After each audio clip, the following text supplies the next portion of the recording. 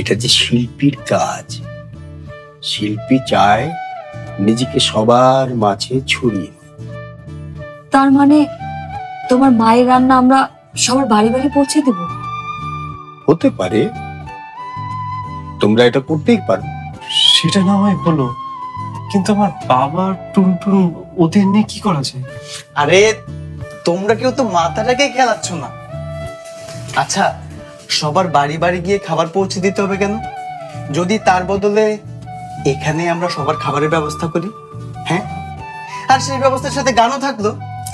Yes, আমরা একটা band দল করতে পারি, তাই না ভাইয়া? ব্যান্ড দল? হ্যাঁ, আমাদের একটা গানের দল, বাবা আমাদের মিউজিক দেবে আর আমি আর মিশাল গাইব। থাম থাম, তোরা কি থেকে কি বলছিস আমি কিছুই বুঝতে পারছি না। আমি বুঝতে পারছি, ওরা সবাই মিলে এখানে একটা রেস্তোরাঁর কথা বলছে। সঙ্গে থাকবে ব্যান্ড দল, সেখানে গানও হলো, রান্না বান্নাও হলো, আর তোমাদের ওই ইমুলের কাজও হলো।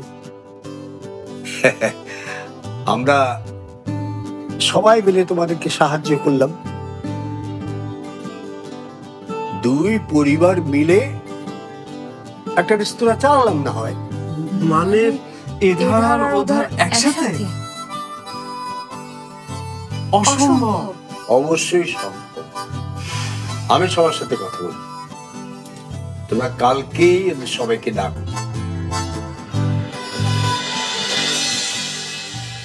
তাহলে এতদিন ধরে যেটা ভেবেছি সেটাই ঠিক? এই বাড়িতে তাহলে ভূত থাকে? এভাবে ভূত বলবেন না আমাদের। রাফা, আমি কি স্বপ্ন দেখছি? স্বপ্ন দেখবে কেন? যা হচ্ছে চুপচাপ দেখে যাও। মিশাল, তোরও কি ভয় করছে না? ভাইয়া, ভয় লাগবে তো ভয়ের কোনো জিনিস দেখলে, আর এখানে তো সবই সুন্দর। এতদিন কি হয়েছে না হয়েছে তা আপনারা সবাই জানেন। আমরা যখন এখানে উঠে এসেছি, কেউ কেউ সেটা মেনে নিতে পারে, তা মেনে না নিলেও কোনো ক্ষতি ছিল না। তা আপনারা আমাদের বিরুদ্ধে যা করেছেন, বিশেষ করে আমার মেয়ের বিরুদ্ধে, তা খুবই জঘন্য এবং নিন্দনীয়। তবে হ্যাঁ, এখন সময় এসেছে এসব ভুলে একসঙ্গে বাস করা। একদম আমার মনের কথা বলেছেন। অনেক হয়েছে ঘৃণার বেশাতি, এখন একটু শান্তি চাই, একটু ভালোবাসা চাই। কাদের জন্য ভালোবাসা? যাদের জন্য আজ আমাদের এই অবস্থা, তাদের জন্য? আপনাদের আবার কি অবস্থা খারাপ হয়েছে? অবস্থা তো খারাপ হয়েছে আমাদের। আপনাদের জন্য আমার মেয়েটা তো মরতেই বসেছিল। আর আপনার মেয়ের জন্য তো আমরাই মরে গেছি। আমার মেয়ে কোনোদিন কারো কোনো ক্ষতি করেনি। কি বলতে চান আপনি? আমি মিথ্যে বলছি? আমরা মিথ্যেবাদী?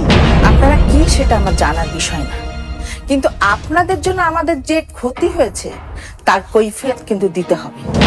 হচ্ছেটা কি? এখন দুই পক্ষ লড়াই করলে হবে? আমরা তো শান্তির জন্য মিটিং এ বসেছি, যুদ্ধ করতে না। শোনেন, ঝগড়া করে কোন লাভ নেই। আমরা সিদ্ধান্ত নিয়েছি একসঙ্গে বাস করার, কিন্তু ও পক্ষের কোন সিদ্ধান্ত আমাদের এখন জানানো হয়। আমরা রাজি। রাজি মানে? তুমি বললেই হবে? আমরা রাজি না। আমি তো নই। তোমরা যদি রাজি না হও, তোমরা যেখানে খুশি যেতে পারো। যারা শান্তির পক্ষে তারাই শুধু এখানে থাকবে। আমারও বক্তব্যই একই। এখন সিদ্ধান্ত তোমাদের, তোমরা কে কি করবে ভেবে নাও। থাকবে নাকি চলে যাবে? একসঙ্গে থাকার প্রথম ধাপ হলো আমাদের একটা রেস্টুরেন্ট ওপেন করা। কিন্তু রেস্টুরেন্ট, রেস্টুরেন্ট মানেই তো রান্না, রাঁধুনি লাগবে। কোথায় পাবে রাঁধুনি? মা, আমরা তো রাঁধুনি খুঁজছি, নিশ্চয়ই পেয়ে যাব, নাকি বলো তথই? আমি থাকতে বাইরের রাঁধুনি কেন আনতে হবে? মা, তুমি পারবে? পারবো না মানে? এরকম 10টা রেস্টুরেন্ট আমি একাই সামলাতে পারবো। ঠিক আছে, রেস্টুরেন্টের সব রান্নার দায়িত্ব আপনার, আর মিউজিকের দায়িত্বে 3 জন। আর 3 জনের মধ্যে মিশাল গাইবে, টুনটুনও গাইবে, আর সমস্ত মিউজিকের দায়িত্বে থাকবে নিজাম আঙ্কেল। এত বড় সম্মান আমাকে দেয়া হচ্ছে। আপনি ছাড়া এই মিউজিকের ব্যাপার আর কে ভালো বোঝে? আপনি তো সবাইকে পাগল করে দিবেন।